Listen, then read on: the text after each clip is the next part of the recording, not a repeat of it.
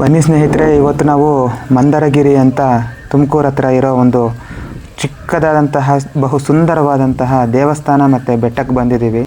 ಈ ಬೆಟ್ಟಕ್ಕೆ ಬೆಂಗಳೂರಿಂದ ಯಾರೆಲ್ಲ ಒನ್ ಡೇ ಟ್ರಿಪ್ ಹೋಗಬೇಕು ಅಂತ ಪ್ಲ್ಯಾನ್ ಮಾಡಿರ್ತಾರೋ ಅವರೆಲ್ಲ ಇದನ್ನು ತುಂಬ ಚೆನ್ನಾಗಿ ಪ್ಲ್ಯಾನ್ ಮಾಡ್ಕೋಬೋದು. ಇದು ನೋಡೋಕ್ಕೆ ಕೂಡ ತುಂಬ ಸುಂದರವಾಗಿದೆ ಈ ಬೆಟ್ಟ ಎಲ್ಲನೂ. ನೋಡಿ, ಇಲ್ಲಿ ಬೃಹದಾಕಾರದಂಥ ಬಾಹುಬಲಿಯನ್ನು ಕೂಡ ನೀವು ನೋಡ್ಬೋದು.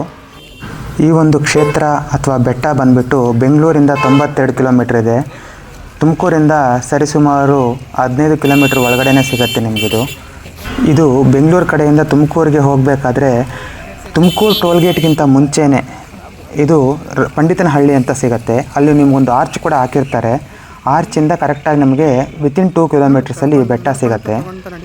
ಈ ಬೆಟ್ಟಕ್ಕೆ ಪಂಡಿತನಹಳ್ಳಿ ಬೆಟ್ಟ ಅಥವಾ ಬಸದಿ ಬೆಟ್ಟ ಎಂದು ಕರೆಯುತ್ತಾರೆ. ಇಲ್ಲಿನ ಪ್ರಕೃತಿಗೆ ನಾವು ಮನ ಸೋಲಲೇಬೇಕಾಗತ್ತೆ. ತುಂಬ ಚೆನ್ನಾಗಿದೆ. ಯಾರೆಲ್ಲ one day trip from Bengaluru ಅಂತ ಥಿಂಕ್ ಮಾಡ್ತಾ ಇರ್ತೀರ ಅವರಿಗೆಲ್ಲ ತುಂಬಾ ಅದ್ಭುತವಾದಂತಹ ಸ್ಥಳ ಮತ್ತು ಬೆಟ್ಟ ಇದು. ಸಂಪೂರ್ಣ ಮಾಹಿತಿಗೋಸ್ಕರ ಕಂಪ್ಲೀಟ್ ವಿಡಿಯೋವನ್ನು ಸ್ಕಿಪ್ ಮಾಡದೆ ನೋಡಿ. ಹಾಗೆ ಲೈಕ್ ಮಾಡಿ, ಸಬ್ಸ್ಕ್ರೈಬ್ ಮಾಡಿ, ನಿಮ್ಮ ಅನಿಸಿಕೆ ಅಭಿಪ್ರಾಯಗಳನ್ನು ಕಾಮೆಂಟ್ ಮೂಲಕ ತಿಳಿಸ್ಕೊಡಿ. ನೀವೇನಾದರೂ ಓನ್ ಗಾಡಿಗಳಲ್ಲಿ ಬಂದರೆ ನೋಡಿ, ಈ ಥರ ನೀವು ಈ ಆರ್ಚಿಂದ ಹೋದರೆ ನೀವು ಹಿಂದ್ಗಡೆಯಿಂದ ಅರ್ಧ ಬೆಟ್ಟದವರೆಗೂ ನಿಮ್ಮ ವೆಹಿಕಲ್ಸ್ ಹೋಗುತ್ತೆ. ಬೆಟ್ಟದ ಮುಂದೆ ಕೂಡ ನಿಮಗೆ ಪಾರ್ಕಿಂಗ್ ಇದೆ. ನಿಮಗೆ ಬೆಟ್ಟದಿಂದ ನಿಮ್ಗೆ ಝೂಮ್ ಮಾಡಿ ತೋರಿಸ್ತೀನಿ ಪಾರ್ಕಿಂಗ್ನ. ಅಲ್ಲಿ ಪಾರ್ಕ್ ಮಾಡಿಬಿಟ್ಟು ಆರಾಮಾಗಿ ನೀವು ನಡ್ಕೊಂಬರ್ಬೋದು. ಅಲ್ಲಿ ಎಲ್ಲ ನಿಮಗೆ ಜೋಳ ಎಲ್ಲ ಬೇಯಿಸ್ತಾ ಇರ್ತಾರೆ, ಚುರುಮುರಿ ಅಂತ ಇವತ್ತು ಸ್ವಲ್ಪ ಚಿಕ್ಕ ಪುಟ್ಟ ಅಂಗಡಿಗಳೆಲ್ಲ ತುಂಬ ಚೆನ್ನಾಗಿರೋ ಸ್ನ್ಯಾಕ್ಸ್ ಅಂಗಡಿಗಳೆಲ್ಲ ಇರುತ್ತೆ. ಅದನ್ನೆಲ್ಲ ತಿಂದ್ಕೊಂಡು ನೀವು ಎಂಜಾಯ್ ಮಾಡಿಕೊಂಡು ಬರ್ಬೋದು. ಬೆಟ್ಟ ಹತ್ತೋಣ ಬನ್ನಿ ಫ್ರೆಂಡ್ಸ್. ಇಲ್ಲಿಗೆ ನಿಮಗೆ ಬಸ್ ಫೆಸಿಲಿಟಿ ಕೂಡ ಇರುತ್ತೆ. ಆದರೆ ನಿಮಗೆ ಬಸ್ ಫೆಸಿಲಿಟಿ ಫ್ರೀಕ್ವೆಂಟ್ ಆಗಿರೋದಿಲ್ಲ. ನೀವು ಅದನ್ನ ಟೈಮಿಂಗ್ಸ್ನ ಕೇಳ್ಕೊಂಬಿಟ್ಟು ನೀವು ಬರಬೇಕಾಗತ್ತೆ. ಈ ಪಂಡಿತನಹಳ್ಳಿಗೆ ಬಸ್ ಬಂದ ಮೇಲೆ ನಿಮಗೆ ಇಲ್ಲಿಂದ ಆಟೋಗಳು ಸಿಗುತ್ತೆ ಬೆಟ್ಟದ ಮೇಲಕ್ಕೆ. ಅಂದರೆ ಯಾರ್ಯಾರಿಗೆ ಹತ್ತಕ್ಕಾಗಲ್ವೋ ಅವರು ಆಟೋದಲ್ಲಿ ಕೂಡ ಹೋಗ್ಬೋದು. ಇದು ಏಕಶಿಲಾ ಬೆಟ್ಟವಾಗಿದ್ದು ಈ ಪಂಡಿತನಹಳ್ಳಿ ಅಥವಾ ಬಸ್ತಿ ಬೆಟ್ಟ ಅಂತ ಏನು ಕರೀತಾರೆ, ಇದು ಪ್ರಾಚೀನ ಜೈನ ಕ್ಷೇತ್ರವಾಗಿದ್ದು ಹತ್ತಲು 450 ಮೆಟ್ಟಿಲುಗಳಿವೆ ಈ ಬೆಟ್ಟಕ್ಕೆ. 2 ಚಂದ್ರನಾಥ ಬಸದಿಯು, ಉಳಿದೆರಡು ಪಾರ್ಶ್ವನಾಥ ಮತ್ತು ಪಾರ್ಶ್ವನಾಥ ತೀರ್ಥಂಕರ ಬಸದಿಗಳಾಗಿರುತ್ತೆ. ಇದೆಲ್ಲ ನಿಮಗೆ ಬಸದಿಗಳು ಮುಂದೆ ತೋರಿಸ್ತೀನಿ ನಾನು ಬೆಟ್ಟದ ಮೇಲೆ. ಇಲ್ಲಿನ ಚಂದ್ರನಾಥ ಬಸದಿಯು ಗಂಗರ ಕಾಲದಾಗಿದ್ದು ಹೊಯ್ಸಳರ ಕಾಲದಲ್ಲಿ ಸೇರ್ಪಡೆಗೆ ಒಳಗೊಂಡಿರುತ್ತದೆ ಮತ್ತು ಇದು ವಿಸ್ತಾರ ಕೂಡ ಹೊಯ್ಸಳರ ಕಾಲದಲ್ಲಾಗಿರುತ್ತದೆ.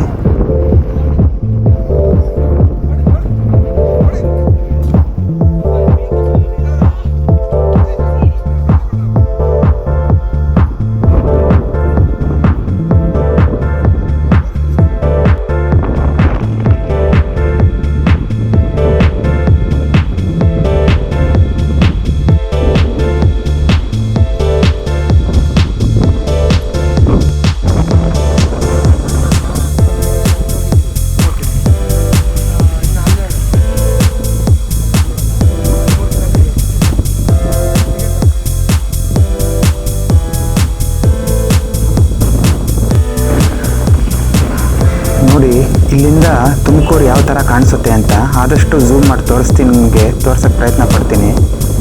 ನೋಡಿ, ಇದು ಕ್ಯಾತ್ಸಂದ್ರ ಅಂತ ಹೇಳ್ತೀವಲ್ಲ, ತುಮಕೂರಿನ ಬಾಗಿಲು. ಅಂತೂ ನಾವು ಬೆಟ್ಟದ ಮೇಲಕ್ಕೆ ಸೇರಿದ್ದೀವಿ. ಬನ್ನಿ ಇಲ್ಲಿನ ದೇವಸ್ಥಾನಗಳನ್ನು ನಾವು ಎಕ್ಸ್ಪ್ಲೋರ್ ಮಾಡೋಣ.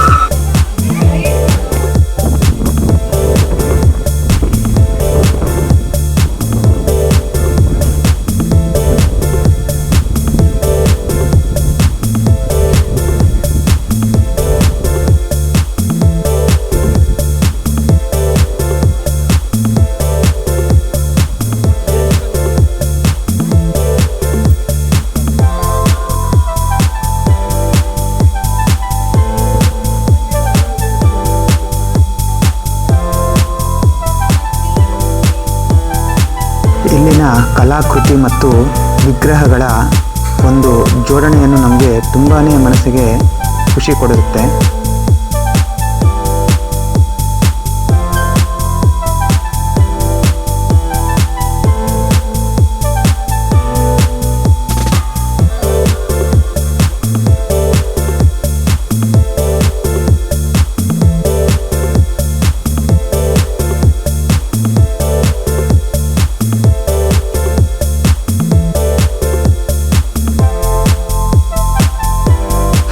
ಇದು ತೀರ್ಥಂಕರರ ವಿಗ್ರಹಗಳು. ಈ ಬೆಟ್ಟದ ಮೇಲೆ ತುಂಬಾ ಈ ಥರ ಕಟ್ಟಿದ್ದಾರೆ.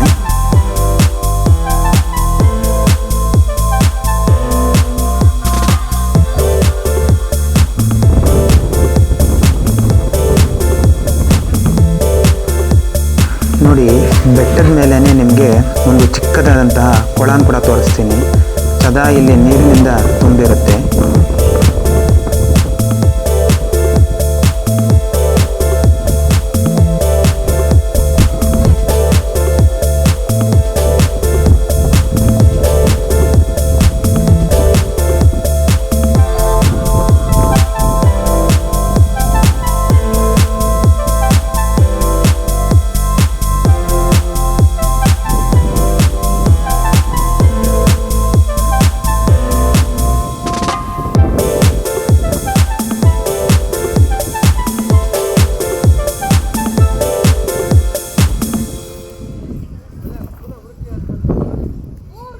ನಾವು ಆ್ಯಕ್ಚುಲಿ ಎಂಟ್ರಿಯಲ್ಲಿ ಬಂದ ತಕ್ಷಣ ಇದೇನಿದು ಜನ ಹಿಂಗೆ ಕೂತಿದ್ದಾರೆ ರೌಂಡಿಗೆ ಅಂತ ಅಂದ್ಕೊಂಡ್ವಿ. ಆದರೆ ಇವರು ಜನಗಳೆಲ್ಲ, ಇವರು ಗೊಂಬೆಗಳ ಥರ ಸಿಮೆಂಟಲ್ಲಿ ಕಟ್ಟಿರೋದು. ಇಲ್ಲಿನ ವಿಗ್ರಹಗಳು ಮತ್ತು ಮೂರ್ತಿಗಳನ್ನು ನೋಡೋದೇ ಒಂದು ಖುಷಿ ತರುತ್ತೆ. ನೋಡಿ, ಇವಾಗ ನಿಮ್ಗೆ ಆದಷ್ಟು ನಿಮಗೆ ಝೂಮ್ ಮಾಡಿ ತೋರಿಸ್ತಿರ್ತೀನಿ ಒಬ್ಬ ತೀರ್ಥಂಕರರ ವಿಗ್ರಹವನ್ನು. ನೋಡಿ, ಈ ಬೃಹದಾಕಾರದ ಮರದ ಕೆಳಗಡೆ ತೀರ್ಥಂಕರರನ್ನು ನೋಡೋದೇ ಒಂದು ಖುಷಿ.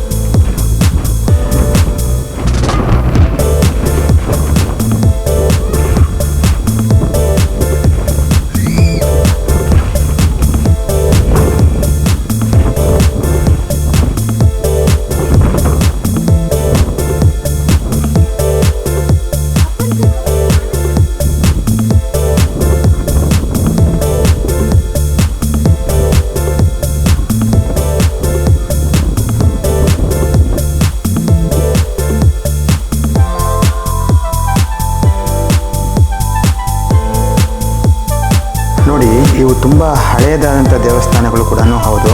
ಬಟ್ ಇವನ್ನೆಲ್ಲ ಸ್ವಲ್ಪ ರಿನೋವೇಟು ಮತ್ತು ಸ್ವಲ್ಪ ಗೋಲ್ಡನ್ ಕಲರ್ದು ಬಣ್ಣ ಎಲ್ಲ ಹಾಕಿದ್ದಾರೆ. ಇವೇ ನಾನು ಹೇಳಿದ್ವಲ್ಲ ಬಸದಿಗಳು ಅಂತ, ಇವೇ ತೀರ್ಥಂಕರರ ಬಸದಿಗಳು.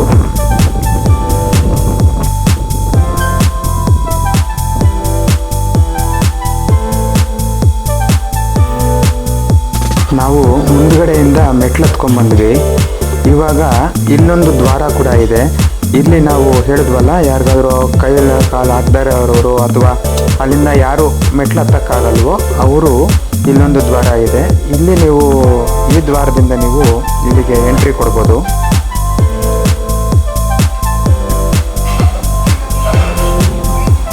ನೋಡಿ, ಇದೇ ದ್ವಾರ ಅದು. ಇಲ್ಲೊಂದು ಬೃಹದಾಕಾರದಂಥ ಕೆರೆ ಕೂಡ ಇದೆ. ನೋಡಿ, ಅಲ್ಲಿ ಪಾರ್ಕಿಂಗ್ ಕಾಣಿಸ್ತಾ ಇದೆಯಲ್ವಾ, ಆ ಪಾರ್ಕಿಂಗಲ್ಲಿ ಗಾಡಿನ ಪಾರ್ಕ್ ಮಾಡಿ ಅಲ್ಲಿಂದ ಇಲ್ಲಿ ನಾವು ಎಂಟ್ರಿ ತಗೋಬೋದು. ಆ ಕೆರೆ ಇದೆಯಲ್ವಾ, ಕೆರೆ ಹೆಸರು ಬಂದುಬಿಟ್ಟು ಮೈದಾಳ ಕೆರೆ ಅಂತಾರೆ. ಕದರ್ನಹಳ್ಳಿ ಹತ್ರ ಬರುತ್ತೆ. ಆ ಕೆರೆ ಪಕ್ಕದಲ್ಲೇ ಒಂದು ಆಂಜನೇಯ ಸ್ವಾಮಿ ದೇವಸ್ಥಾನ ಕೂಡ ಇರುತ್ತೆ. ತುಂಬ ಚೆನ್ನಾಗಿರುತ್ತೆ. ನಿಮಗೇನಾದ್ರು ಸಮಯ ಇದ್ದರೆ ಅದನ್ನು ಕೂಡ ಹೋಗಿ ನೋಡ್ಕೊಂಬರ್ಬೋದು.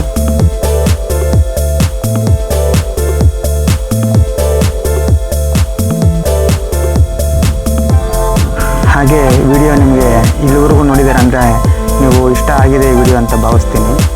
ಲೈಕ್ ಮಾಡಿ, ಶೇರ್ ಮಾಡಿ, ಹಾಗೆ ಸಬ್ಸ್ಕ್ರೈಬ್ ಮಾಡಿ ನಿಮ್ಮ ಫ್ಯಾಮಿಲಿ ಫ್ರೆಂಡ್ಸ್ ಜೊತೆ.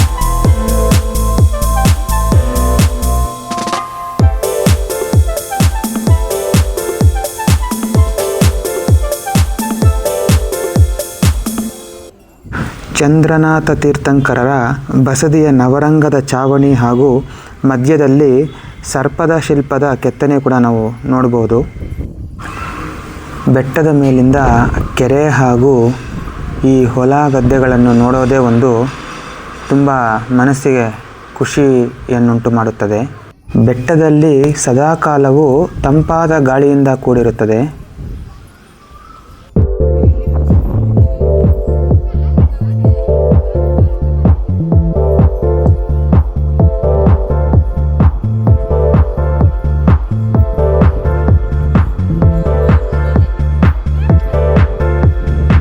ಇಲ್ಲಿ ಒಂದು ನವಿಲುಗರಿ ದೇವಸ್ಥಾನ ಕೂಡ ಇದೆ.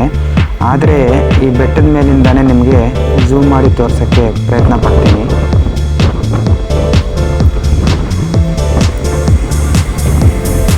ನೋಡಿ, ಅಲ್ಲಿ ಕಾಣಿಸ್ತಾ ಇದೆಯಲ್ವಾ, ಅದೇ ನವಿಲುಗಿರಿ ದೇವಸ್ಥಾನ ಹಾಗೂ ಗೊಮ್ಮಟೇಶ್ವರನ ಶಿಲೆಯನ್ನು ಕೂಡ ನಿಮಗೆ ತೋರಿಸ್ತಾ ಇದ್ದೀವಿ ಇವಾಗ.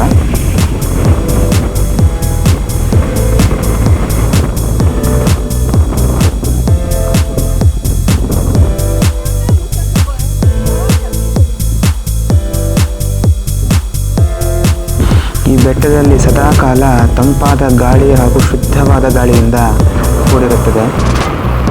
ನೋಡಿ, ಇವಾಗ ನಿಮಗೆ ಝೂಮ್ ಮಾಡಿ ತೋರಿಸ್ತೀನಿ. ಇದು ತುಮಕೂರು. ಇಲ್ಲಿನ ಸುಂದರವಾದಂತಹ ಪ್ರಕೃತಿ ಹಾಗೂ ಈ ಒಂದು ಸೀನರಿಗಳನ್ನು ನೋಡಿದ್ರೆ ನಾವು ಖುಷಿಯಾಗುತ್ತೆ ಮನಸ್ಸಿಗೆ. ನೀವು ನಿಮ್ಮ ಫ್ಯಾಮಿಲಿ ಸಮೇತ ಒನ್ ಡೇ ಟ್ರಿಪ್ಗೆ ಅಂತ ಇಲ್ಲಿಗೆ ಈ ಪ್ರದೇಶಕ್ಕೆ ನೀವು ಪ್ಲ್ಯಾನ್ ಮಾಡ್ಬೋದು. ಬನ್ನಿ, ಹಾಗೆ ಇವಾಗ ನಾವು ನವಿಲುಗರಿ ದೇವಸ್ಥಾನ ಹಾಗೂ ಗೊಮ್ಮಟೇಶ್ವರನ ಸನ್ನಿಧಿಗೆ ಹೋಗೋಣ. ನೋಡಿ, ಇಲ್ಲೊಂದು ಕಡೆ ಜೋಳ ಸುಡ್ತಾ ಇದ್ರು, ತುಂಬ ಚೆನ್ನಾಗಿತ್ತು ಫ್ರೆಶ್ ಆಗಿ. ಇಲ್ಲಿ ಚಿಕ್ಕ ಚಿಕ್ಕ ಅಂಗಡಿಗಳೆಲ್ಲ ಇರುತ್ತೆ ಸ್ನ್ಯಾಕ್ಸ್ದು. ನಿಮಗೆ ಯಾವ ಥರದ ಸ್ನ್ಯಾಕ್ಸ್ ಬೇಕೋ ಅದನ್ನ ಚಾಯ್ಸ್ ಮಾಡಿಕೊಂಡು ನೀವು ಇಲ್ಲಿ ತಿಂಡಿನ ಸವಿಬೋದು. ಎಲ್ಲ ಪ್ರೈಸಸ್ ಕೂಡ ರೀಸನಬಲ್ ಆಗೇ ಇದೆ. ಹಾಗೆ ದೇವಸ್ಥಾನಕ್ಕೆ ಹೋಗಬೇಕಾದ್ರೆ ಮಾರ್ಗದ ಮಧ್ಯದಲ್ಲಿ ನಮ್ಮ ಇಂಡಿಯನ್ ಡೇಟ್ಸ್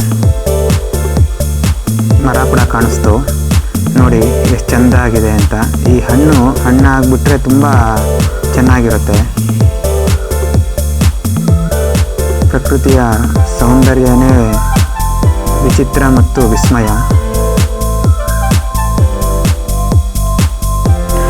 ನೋಡಿ, ಇವಾಗ ನಾವು ಏಕಶಿಲಾ ಬಾಹುಬಲಿಯನ್ನು ದರ್ಶಿಸ್ಕೊಳ್ಳೋಕ್ಕೆ ಹೋಗ್ತಾ ಇದ್ದೀವಿ. ಇವರು ಜೈನ ತೀರ್ಥಂಕರರಾಗಿರುತ್ತಾರೆ.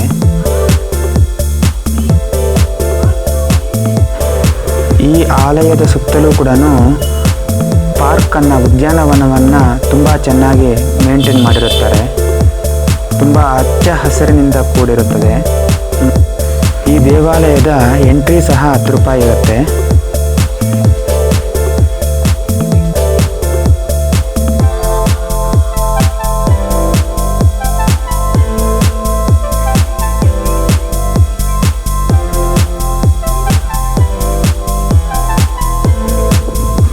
ಬನ್ನಿ ಸ್ನೇಹಿತರೆ, ಇವಾಗ ನಾವು ನವಿಲುಗರಿ ದೇವಸ್ಥಾನಕ್ಕೆ ಹೋಗೋಣ. ನೋಡಿ, ಇಲ್ಲಿಂದ ಒಂದು ವೀಕ್ಷಣೆ ನೋಡ್ಬಿಡಿ ಬೆಟ್ಟದ್ದು. ಏಕಶಿಲಾ ಬೆಟ್ಟ. ಜನ ಹತ್ತುತ್ತಾ ಇದ್ದಾರೆ, ನಿಮಗೆ ಕಾಣಿಸ್ತಾ ಇರ್ಬೋದು. ಆದಷ್ಟು ಝೂಮ್ ಮಾಡಿದ್ದೀನಿ ನಾನು. ನೋಡಿ, ನೋಡೋಕ್ಕೆ ಒಂದು ಅದ್ಭುತ ಈ ಒಂದು ಬೆಟ್ಟ. ಮತ್ತು ಇಲ್ಲಿ ಮೇಂಟೆನೆನ್ಸ್ ಮಾಡಿರೋದು ಕೂಡ. ಆದಷ್ಟು ನಮ್ಮ ಜನಗಳು ಸಹ ಪ್ಲಾಸ್ಟಿಕ್ನ ಅವಾಯ್ಡ್ ಮಾಡಿ, ಎಲ್ಲಂದರೆ ಅಲ್ಲಿ ಪ್ಲಾಸ್ಟಿಕ್ನ ಬಿಸಾಡಬೇಡಿ. ನೀವು ಕುಡಿಯುವಂತಹ ವಾಟರ್ ಬಾಟ್ಲುಗಳನ್ನು ಕೂಡ ಖಾಲಿಯಾಗಿದೆ ಅಂತ ಅಲ್ಲೇ ಬಿಸಾಕ್ತೀರಾ, ಡಸ್ಟ್ಬಿನ್ಗೆ ಹಾಕಿ.